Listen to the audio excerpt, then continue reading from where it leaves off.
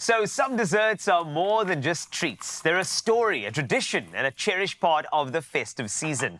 Lucy Markowitz joins me to create mini Christmas puddings with tips and tricks to perfect this iconic dessert. Whether you're team pudding or not, these mini versions are perfect for everyone at the table. So let's get it started. Lucy. Hi. It's so lovely to cook with you. In fact, bake with you. Is it baking, cooking, bit of both?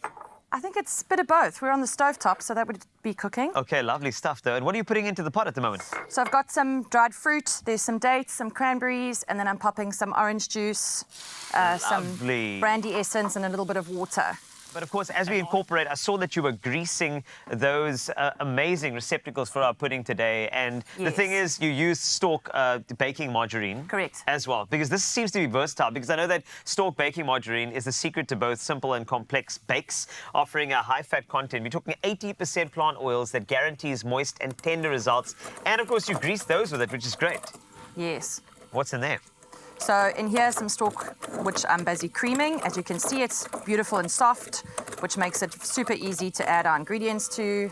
This margarine has been trusted in South Africa as a favorite in everybody's kitchen for over 70 years, earning its place in cookbooks and family traditions alike, including this recipe. And it's tried, it's tested through generations. It's kind of like a feeling of home. Just gives you a hug when you have Stork in the kitchen. It brings that OG margarine vibe that home bakers trust to elevate their festive classics, as we are doing. And once you get to a texture, what are we looking at texture-wise when we are done beating this together? So you'll just see it'll just come together in kind of a loose, it'll be a kind of loose, creamy texture, and then we're going to go in and add the flour and the spices. Love it. So once you've filled your puddings with your mixture, you're going to bain-marie them, it's called, or use a bain-marie, which is this little dish filled with water kind of halfway up. Lovely. And then you're going to pop the puddings in there and put them into the oven.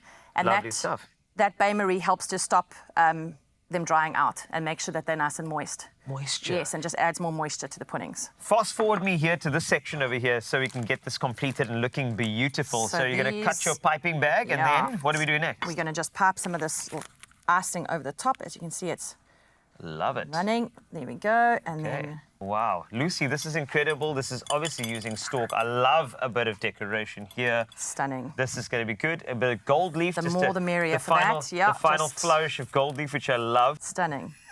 I love that. Gold, that's what it is. Stork is actually gold in your kitchen. Lucy, that was incredible.